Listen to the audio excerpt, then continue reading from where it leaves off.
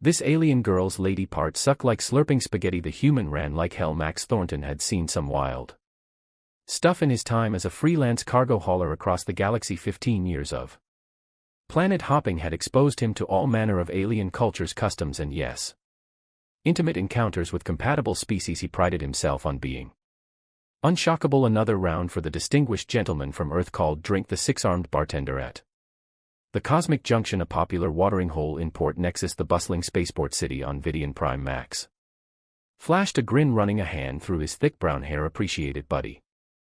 Been a long haul from the Cygnus sector. The bar was packed with the usual mix of species: traders, mercenaries, diplomats, and tourists from a dozen worlds. Max's muscular frame and rugged human appearance often drew attention, especially from humanoid species curious about Earth's infamous reputation for being adaptable. You've got an admirer, Drake muttered, sliding a glass of amber liquid across the bar. Max followed the bartender's gaze to a striking figure at the far end. Even in the dim lighting, her emerald skin seemed to glow with an inner luminescence. Platinum hair cascaded down her shoulders in straight silky strands. Her features were delicate yet alien: high cheekbones, full lips, and dark almond-shaped eyes that seemed to absorb light rather than reflected. Zelocion, Max asked, taking a sip of his drink. Nylarian drank, corrected. Don't see many this far from the Outer Rim. Names Naylor arrived last week. Been asking about human customs. Max raised his glass in her direction. She responded with a subtle nod and a smile that sent an unexpected shiver down his spine. Well,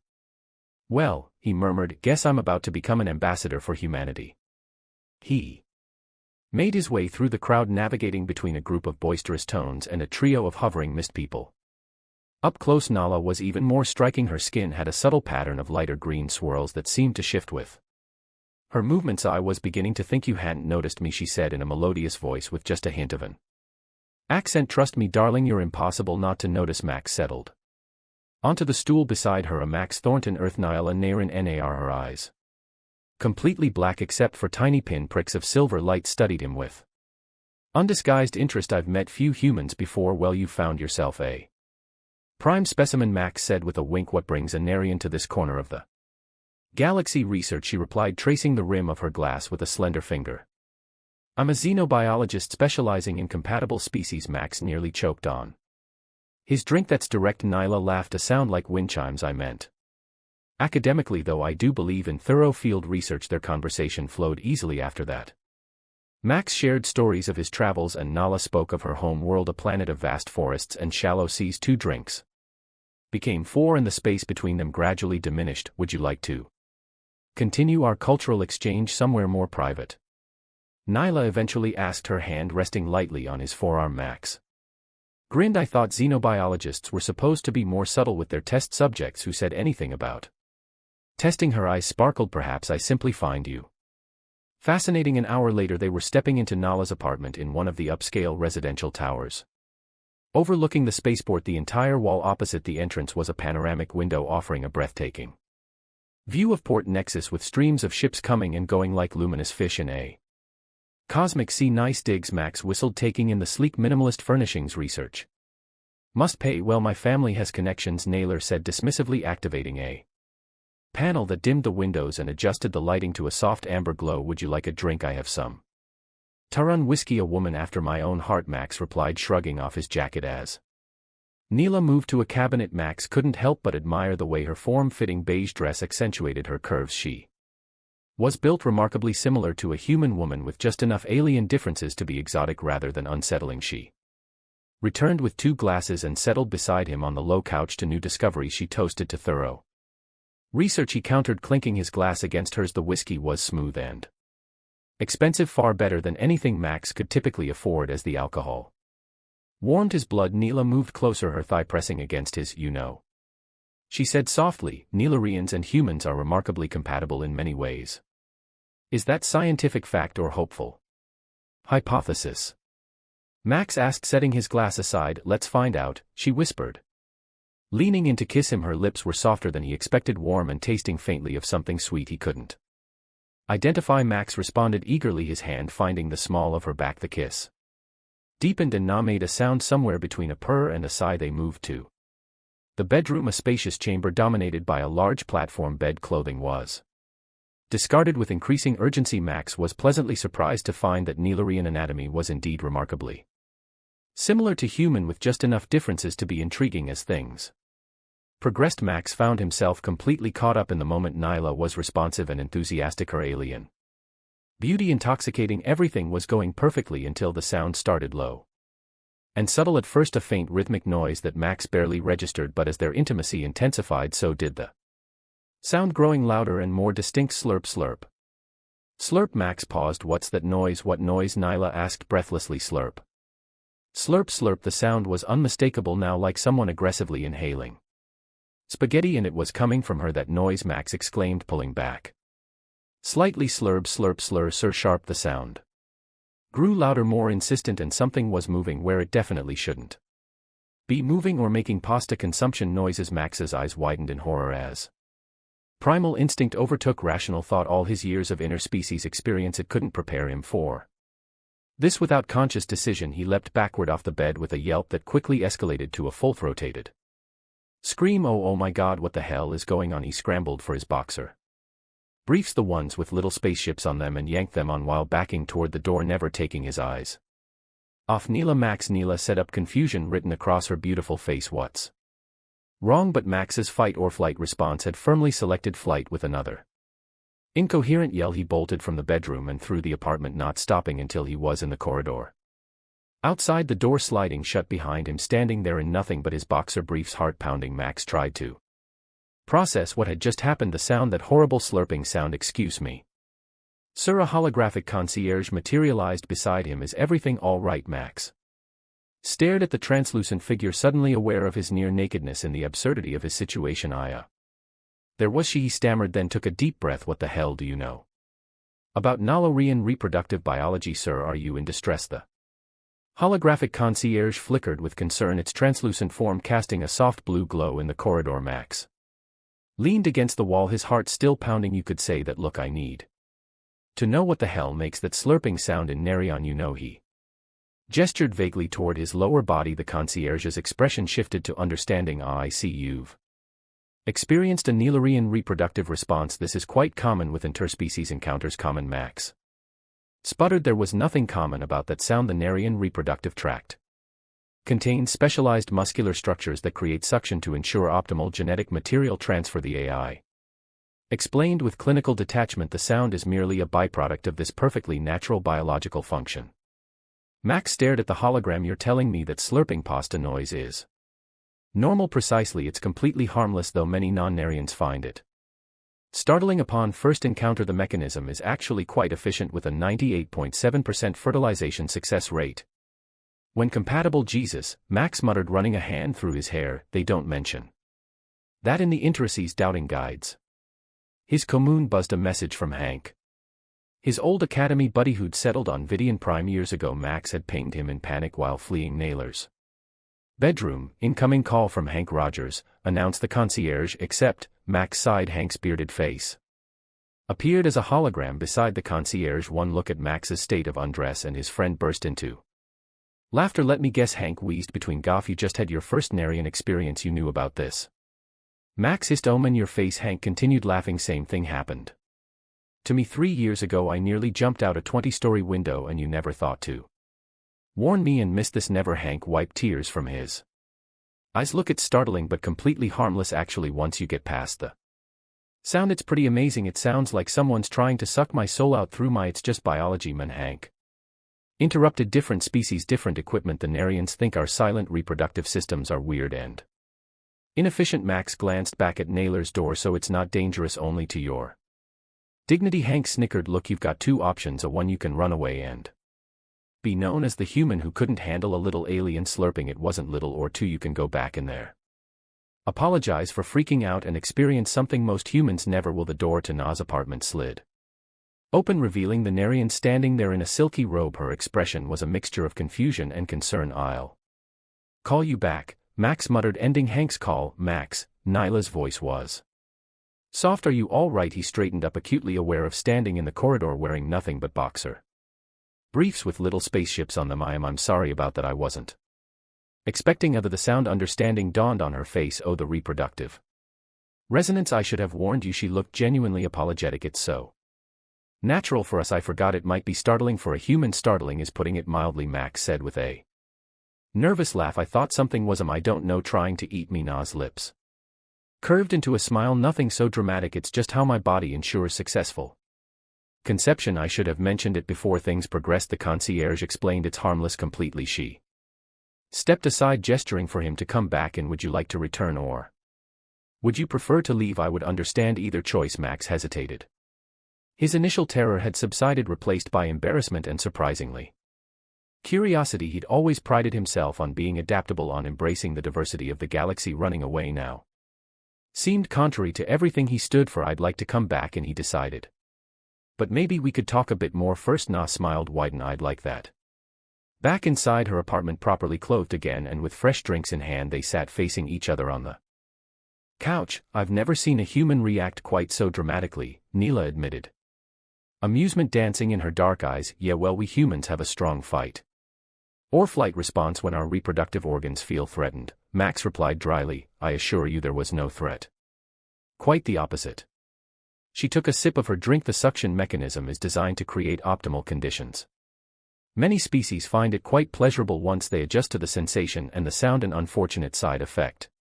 Some Narians can control it better than others. She looked slightly embarrassed. I'm afraid I'm rather loud. Max couldn't help but laugh. You know, on Earth that might actually be considered a compliment. Their conversation flowed more easily after that. Moving from reproductive biology to cultural differences, Max found himself increasingly drawn to Nyla's intelligence and openness. There was something refreshing about her direct approach to interspecies relations. Most humans I've met are initially curious about other species but retreat to what's familiar when confronted with true allies, she observed. We're working on it, Max admitted. Humanity is still relatively new to the galactic community. That's what makes you interesting, Neela said, moving closer. Your adaptability, your willingness to push boundaries even when it frightens you.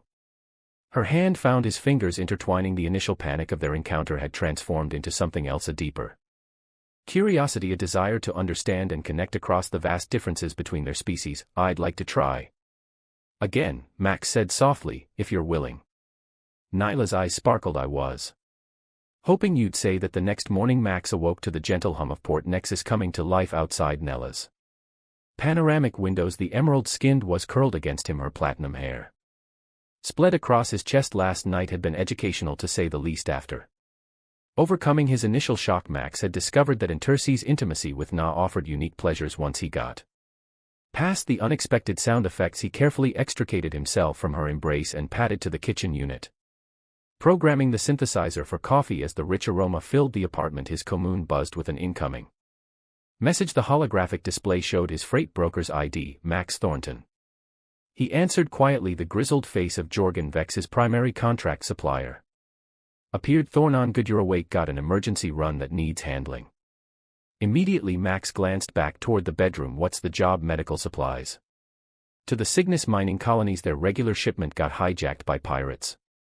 They're offering triple the standard rate for immediate delivery. Max whistled softly. Triple must be desperate pandemic brewing out there. They need these antivirals yesterday. Jorgen's expression was grave. You're the only independent hauler with the right clearances in the sector right now. When's the departure window? At 3 hours. Cargo's being loaded as we speak. Max ran a hand through his beard. This was exactly the kind of high-paying emergency job he'd been hoping for. With a payday like this, he could finally afford the upgraded navigation system his ship desperately needed. I'll be there, he confirmed. Goodman sending the details now. Jorgen's image disappeared. Max stared at the empty space where the hologram had been. 3 hours to prep for a run to the Cygnus sector. At least a 2 journey each way. He'd have to leave immediately. An important call. Na's voice came from behind him. He turned to find her leaning against the door frame, wrapped in a silky robe that complemented her green skin. Even disheveled from sleep, she was stunning. Yeah, he admitted, handing her a cup of coffee. Emergency cargo run, medical supplies to the Cygnus colony. Cygnus. Her dark eyes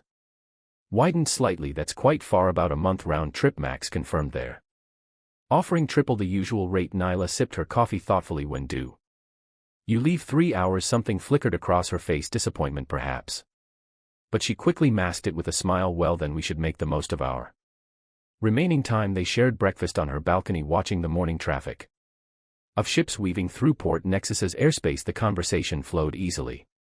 Between them touching on everything from interstellar politics to favorite foods across the galaxy. I've never met a human quite like you, Na admitted, reaching across the table to trace her fingers along his wrist. Is that a compliment or an observation? Max asked with a grin. Both her dark eyes studied him intently.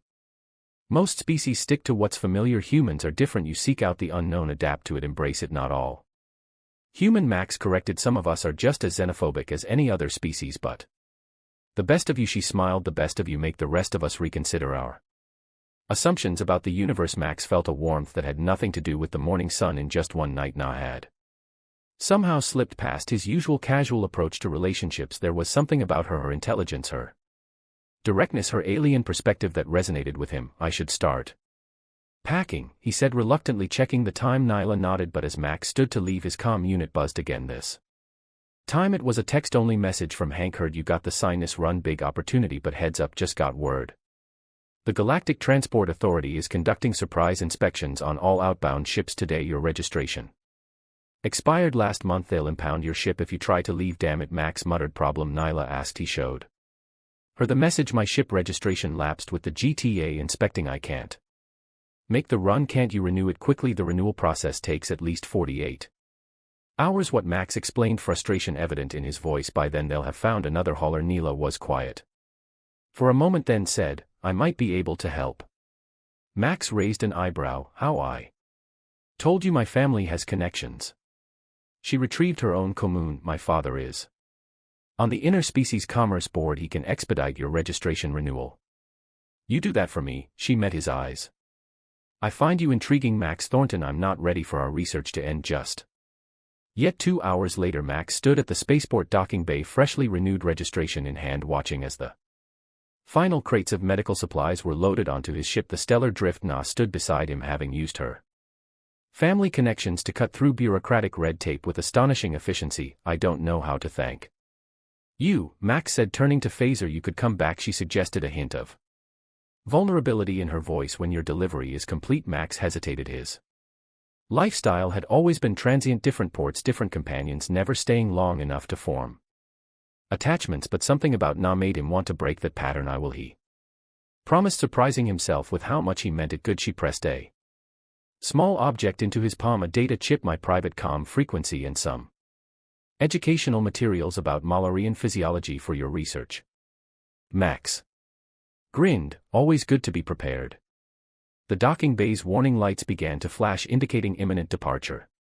Max leaned down and kissed her, no longer startled by the slight difference in temperature between human and Malarian skin. 1 month, he said. Save that research for me.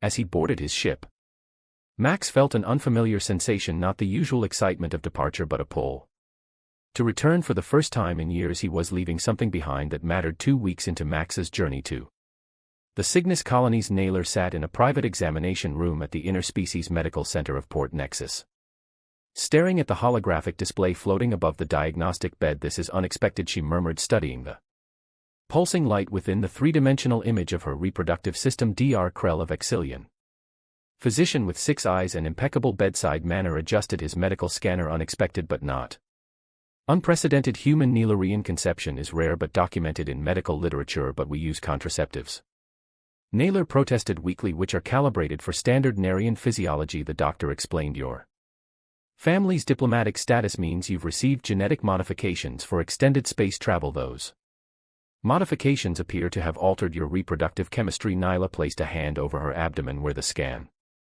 showed a rapidly developing embryo. How is this possible? It's only been 2 weeks.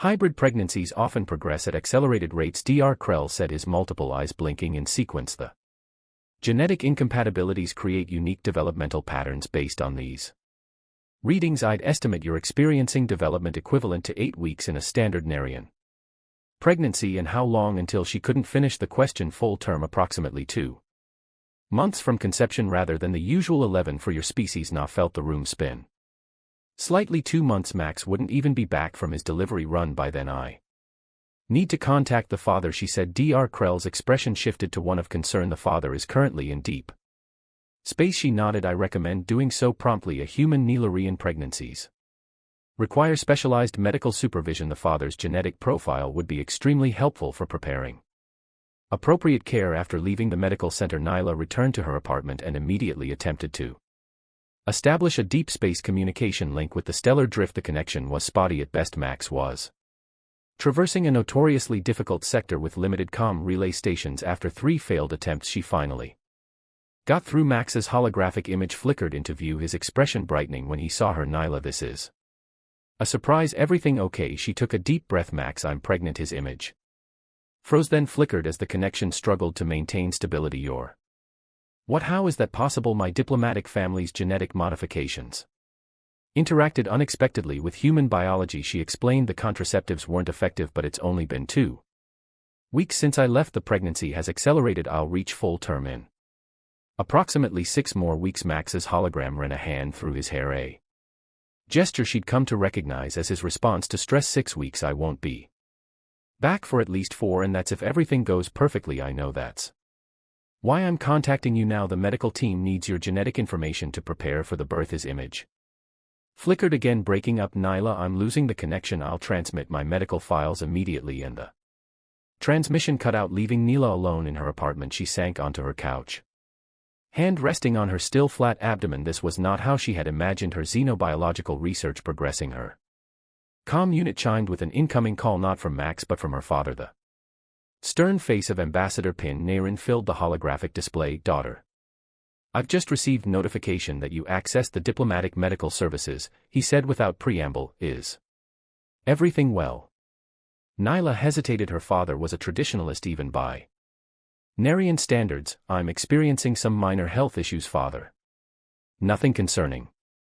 His eyes narrowed. The notification mentioned genetic compatibility consultations. Are you involved with a non-Nolarian? My research requires close study of other species. She deflected. Naya, his tone hardened. The diplomatic council has finalized arrangements for your political union with Councillor Trev's son. You're expected on Nyla within the month for the ceremonial preparations. She froze. What? You arranged a marriage without consulting me? It was always understood that your position as a diplomatic family member would require such duties, her father replied coldly. Your research was merely a temporary indulgence before fulfilling your obligations, father. I can't return to Nyla right now. My work here is at a critical stage. Your work? He scoffed, playing xenobiologist. The arrangement with the Trey family will secure our position in the next council selection. Your presence is required. I won't be able to travel, Nyla said firmly. Not for at least 2 months. Her father's expression darkened. You will return to Nyar as instructed. Of your diplomatic status and family connection will be severed. You have 1 standard week to comply. The transmission ended abruptly, leaving Na in stunned silence. She had always known her father was ambitious, but she hadn't expected him to sacrifice her autonomy so callously. Her comm unit pinged again, a data packet from Max's complete medical profile along with a brief message. Nyla, connection too unstable for real-time communication, sending everything the doctors might need. Had some trouble with pirates near the Vega corridor. Ship damaged. Repairs will delay return by at least 2 weeks.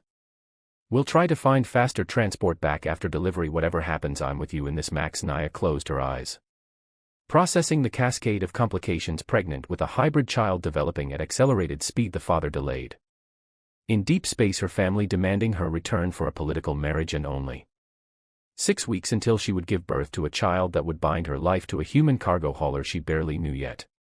Strangely, of all these problems, the arranged marriage felt like the greatest violation. In just one night, Max had shown more respect for her autonomy and personhood than her family had in a lifetime of diplomatic service. She opened her eyes with newfound determination and began composing a message to Dr. Krell. If she couldn't reach Nyla, and she had no intention of doing so, she would need comprehensive medical support here on Vidian Prime, and if her father cut her off from diplomatic resources, she would need alternatives. Nyla's hand moved to her abdomen again. The child growing within her represented something unprecedented, not just a genetic hybrid, but a bridge between worlds. She would protect that bridge, and whatever the cost. You need to move now. Hank Rogers's normally jovial face was deadly serious as he helped Nyla pack essential items into a small travel case. My contacts at the spaceport say your father sent 2 diplomatic security officers. They've already cleared customs. Nyla's hand instinctively went to her abdomen, where a small but distinct bump had formed in just 3 weeks since Max's departure.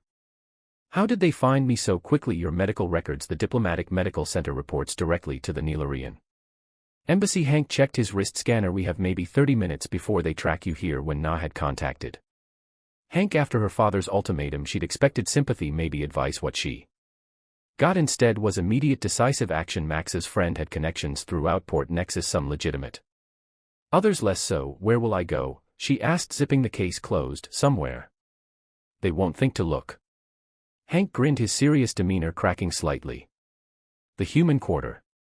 20 minutes later they exited a public transport pod in a bustling neighborhood that felt worlds away from Nyla's upscale apartment tower. The architecture was distinctly tan. Practical boxy structures adorned with colorful murals and hanging gardens. The air smelled of unfamiliar spices and the streets teemed with humans of all descriptions, along with a smattering of other species who preferred human company. Hank led her to a modest apartment building, and up to the third floor. He pressed his palm against the scanner and the door slid open to reveal a cozy living space. My wife's studio, he explained. She's off-world for an art exhibition. You'll be safe here. I don't know how to thank you, Na said, taking in the apartment filled with half-finished sculptures and canvases. Thank Max, he saved my hide more times than I can count. Hank's expression softened. Besides, I've been where you are. My wife is a Larry and her family wasn't exactly thrilled about us either. How did you handle it? One day at a time, he shrugged. Eventually they realized their daughter's happiness mattered more than their cultural expectations. Some families take longer than others. After Hank left, promising to return with supplies, Nella explored the apartment. Unlike her minimalist home, this space was cluttered with evidence of creative passion. Tools, materials and artwork in various stages of completion. One wall was covered with photographs. Hank with a tall, willowy woman whose skin had a subtle blue tint. They looked happy. Nella's commune chimed with an incoming message, not from her father or Max but from Dr. Krell. Well, I've been informed your diplomatic medical coverage has been revoked, the sick physician stated without preamble.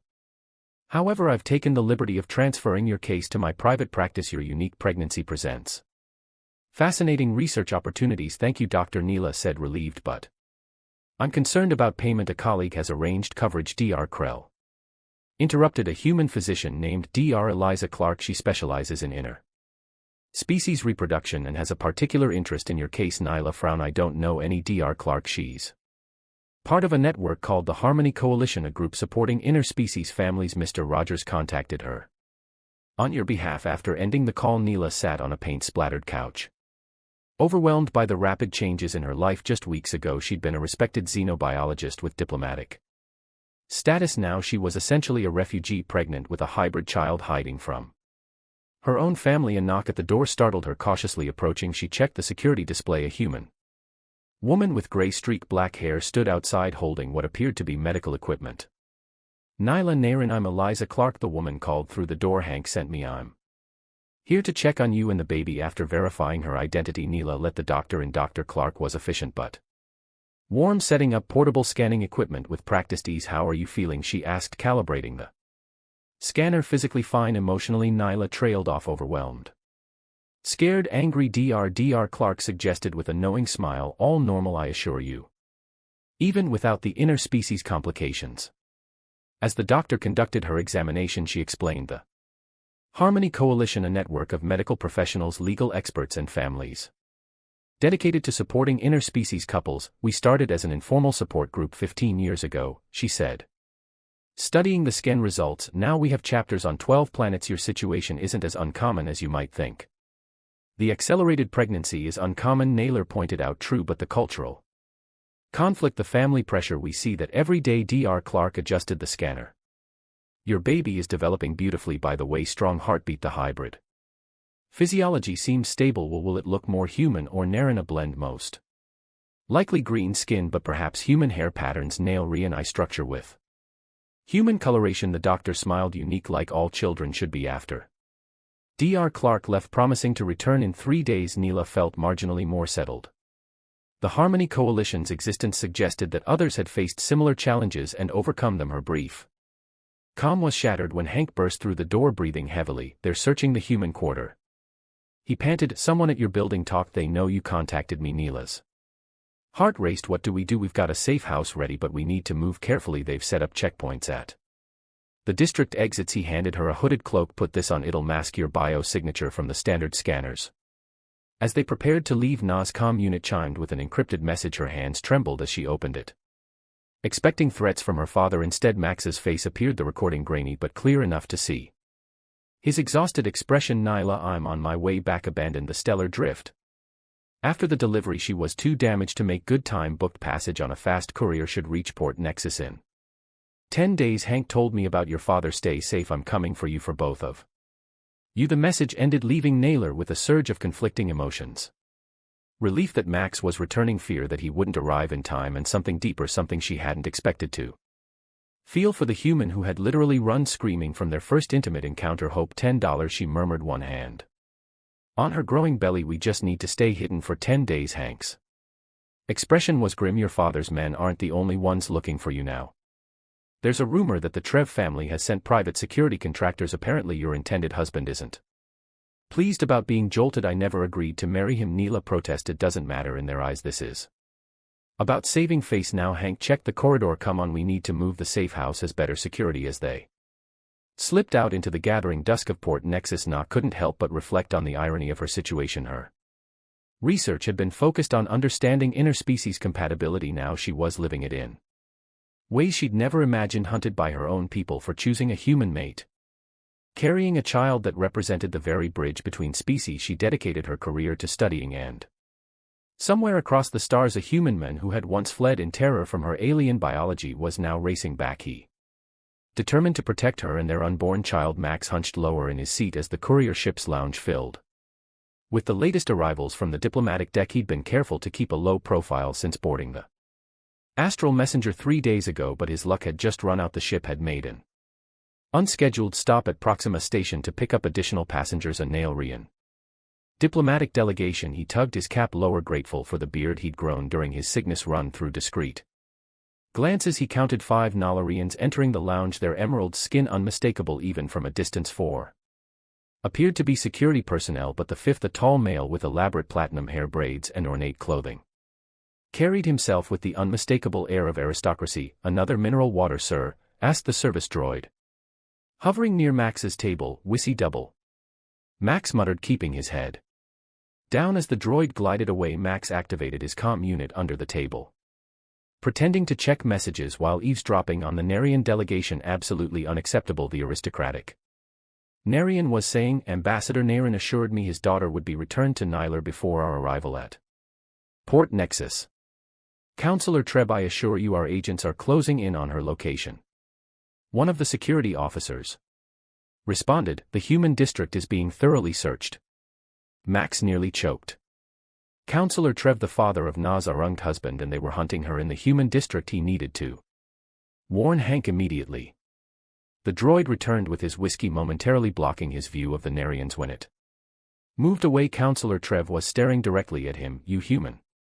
The Narian's voice cut through the ambient noise of the lounge. You seem familiar. Max forced a casual shrug. Don't think we've met. I work the Cygnus mining routes. Trev's eyes narrowed. Perhaps not, though. There's something about your features. He turned back to his companions, dismissing Max. Heart pounding. Max finished his drink and casually made his way to his cabin. Once inside, he activated the secure communication channel Hank had provided there. Searching the human district, Max reported when Hank's face appeared. Treb himself is on my ship headed to port Nexus. Hank's expression was grim. We've moved NA twice already, but Max, there's another problem. The pregnancy is accelerating faster than expected. What? How much faster? Dr. Clark says she could deliver within days, not weeks. The baby's growth rate has nearly doubled. Max ran a hand through his hair. I'm still 5 days out at best. There's more, Hank continued. The Harmony Coalition has arranged an emergency medical facility, but we've intercepted communications suggesting the Narian embassy has identified our location. We need to move now again, but her condition makes travel risky. Damn it, Max paced the small cabin. I need to get there faster unless you can teleport the courier pods. Max interrupted. This ship carries diplomatic courier pods for emergencies, one-person vessels, faster than anything in the civilian sector. Hank's eyes widened. Those are restricted to diplomatic personnel only. The security, I'll figure it out. Just keep her safe for 48 more hours. Max ended the transmission and began planning.